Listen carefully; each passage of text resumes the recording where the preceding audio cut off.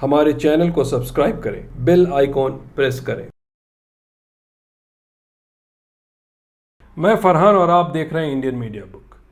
VHP ने केंद्र सरकार और राज्य सरकार से डिमांड किया है कि लव जिहाद के लिए कानून बनाया जाए। उनका कहना है कि बहुत सारी लड़कियां हैं कि इसके चक्कर में आकर आत्महत्या कर रही हैं, तो इसे रोकने के लिए कानून बनाना ज़रूरी है। देश में बहुत सारे मुद्दे हैं, उन सब मुद्दों को अगर नज़रअंदाज करने के लिए ऐसे ऐसे छोटे छोटे मुद्दे हर राज्य में उठाया जाता है जिससे लोग इसी में लगे रहें, मेन मुद्दे पे बात ना करें।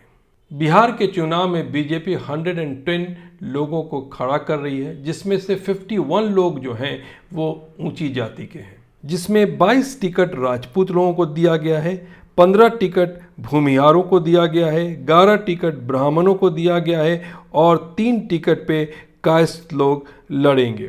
हालांकि उच्च जाति का जो परसेंटेज बिहार में है वो सिर्फ 16% है। 59 सीट पे पिछड़े जाति के लोग लड़ेंगे, जिसका परसेंटेज अगर बिहार में देखा जाए तो वो 74% है और इसमें से 15 सीट यादव लोगों को दिया गया है। 2015 के बिहार असेंबली इलेक्शन में बीजेपी ने 65 लोगों को जो ऊंची जाति के उनको टिकट दिया था और उसमें 243 लोगों में 157 सीट पे बीजेपी लड़ी थी और जिसमें उनकी जीत हुई थी वो सिर्फ 53 पे जीत हुई थी। इस बार बिहार में कंपटीशन ज़्यादा है, गठबंधन बहुत ज़्यादा है, देखना पड़ेगा बीजेपी को कितना सीट मिलता है। बिहार में चिराग पासवान की एलजीबी पार्टी लोक जनशक्ति पार्टी को बीजेपी का बी टीम बताया जा रहा है। इस पर प्रकाश जावड़ेकर जो केंद्रीय मंत्री हैं उन्होंने कहा है कि चिराग पासवान इस बार उन्होंने अपनी अलग राह चुनी है और ये बीजेपी की ना ही बी टीम है ना ही सी टीम है।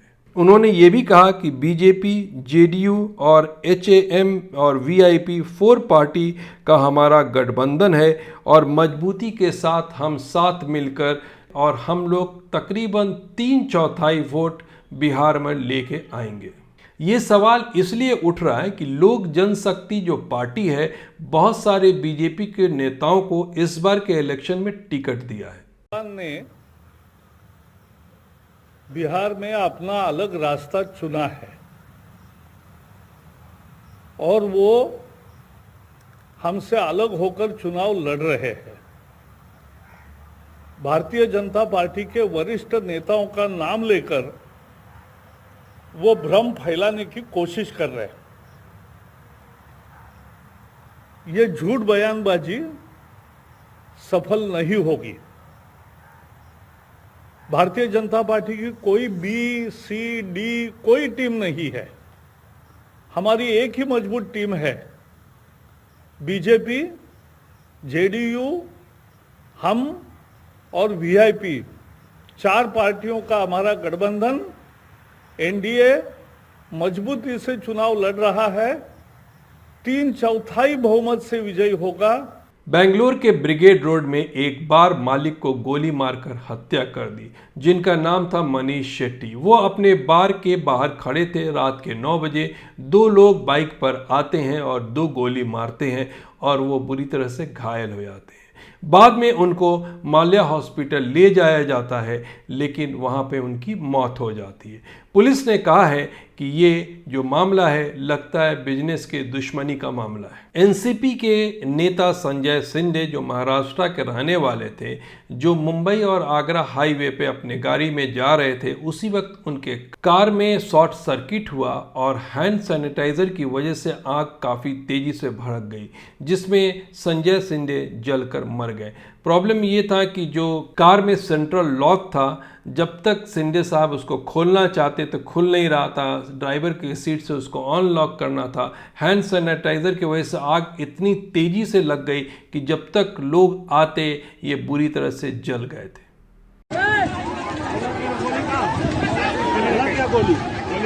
गोली लग गया कुछ लोगों को।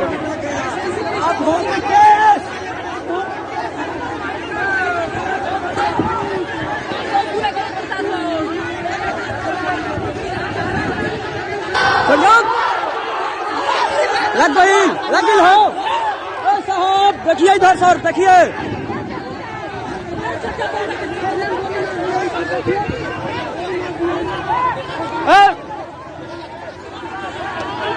वो काट के दे देंगे आपको।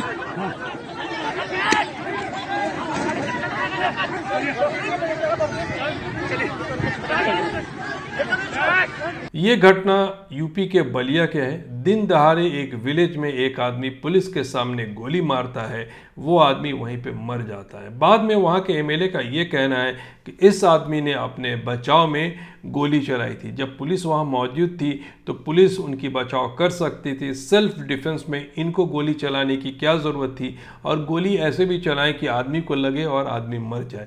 तो आप कभी किसी को बचाना चाहते हैं तो ऐसा स्टेटमेंट दे सकते हैं। Thank you so much watching Indian media book. हमारे चैनल को सब्सक्राइब करें, बेल आइकॉन प्रेस करें।